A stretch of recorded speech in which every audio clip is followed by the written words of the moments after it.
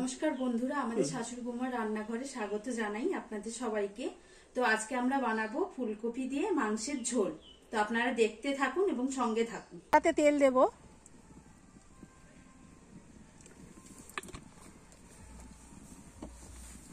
ফুলকপিটা একটু আমি গরম জলে ভাপিয়ে রেখেছিলাম। ফুলকপিটা আমি ভেজে নেব।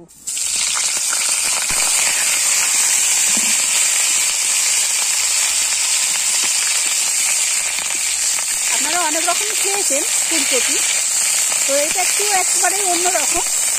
তা করছি, কেমন করে করছি আপনারা দেখতে থাকুন প্রথম থেকে শেষ অবধি। ফুলকপিটা আমি একটু লাল লাল করে ভেজে নেব। সামান্য একটু নুন দেবো, একটু হলুদ গুঁড়ো দেবো, দিয়ে সুন্দর করে একটু লাল লাল করে ভেজে নেব।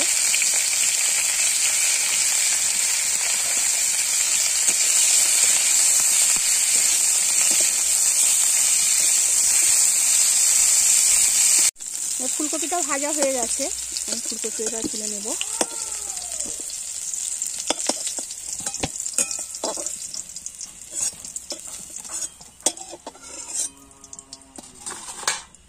ফুলকপিটা ভাজা হয়ে গেছে, এবারে আমি আর একটু তেল দেব।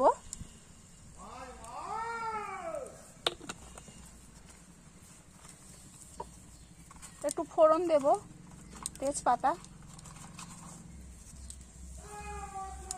দিয়ে আমি আলুগুলো তুলে দেব।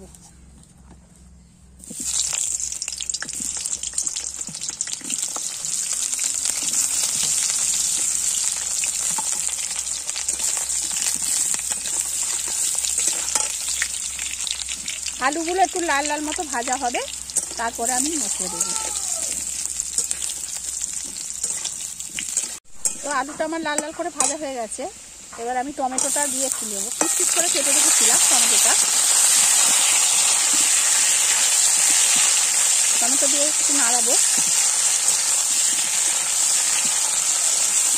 তারপরে আমি একে একে সব মশলা দেব। পেঁয়াজ বাটা, আদা বাটা, রসুন বাটা দিয়ে এটাকে আমি একটু নাড়িয়ে নেব ভালো করে।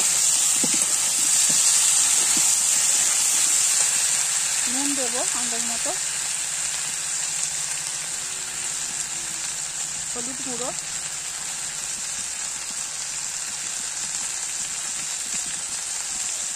একটু জিরের গুঁড়ো অল্প করে,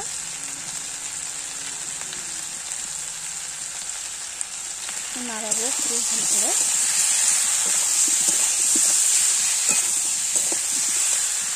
সামান্য একটু জল দেব।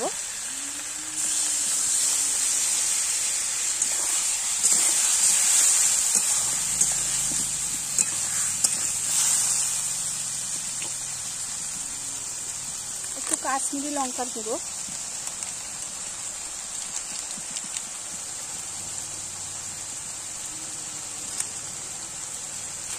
একটুখানি গরম মশলার গুঁড়ো দিয়ে এটাকে আমি ভালো করে কষাবো।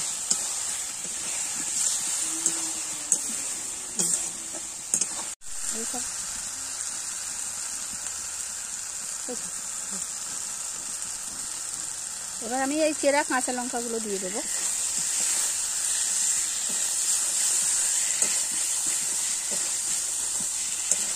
এটা মোটামুটি কষা হয়ে এসেছে। এবার আমি একটু মাংস আমি কষিয়ে রেখেছিলাম আলাদা, সেটা এর সাথে অ্যাড করব।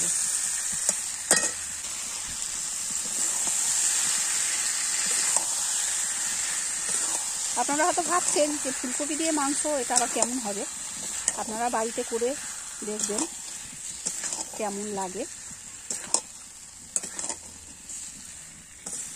এটা একটু কষা হবে, হওয়ার পরে আমি ফুলকপিটা দেব। এটা খুব ঝোল হবে না, একটু কষা কষা মতো হবে।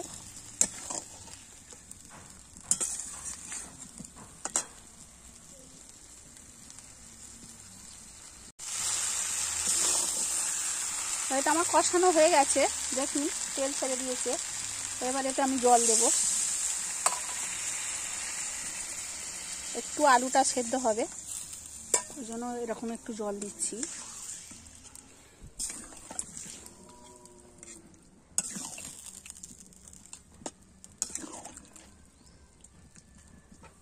এবার আমি এর মধ্যে ফুলকপিগুলো দিয়ে দেবো, ভাজা ফুলকপি।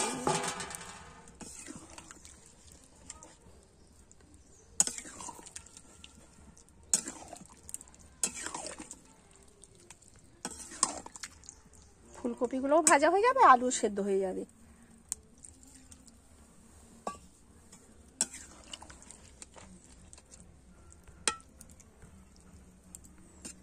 একটু আলুটা সেদ্ধ হবে, ওই জন্য একটু জল একটু দিয়েছি।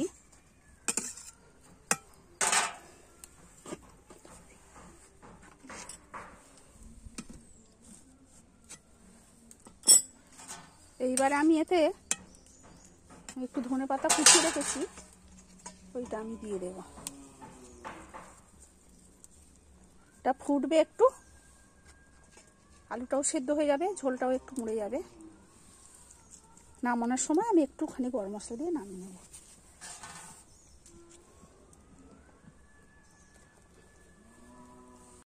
তো এটা এবার হয়ে গেছে, মোটামুটি সেদ্ধ হয়ে গেছে, কষা মতো হয়ে গেছে। এতে আমি একটু কাসুরি মেথি ছড়িয়ে দেব। কাসুরি মেথিটা দিলে তার একটা গন্ধটাই আলাদা। কাসুরি মেথিটা খুব সুন্দর লাগেও, খেতেও ভালো হয়, গন্ধটাও সুন্দর লাগে।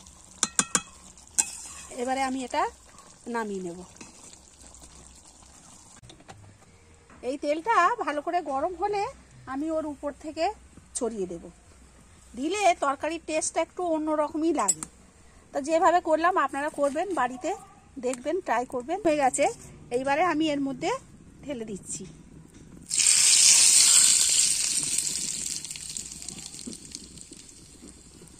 এটা এত সুন্দর খেতে লাগে, আপনারা বাড়িতে বানিয়ে অবশ্যই দেখবেন, খাবেন।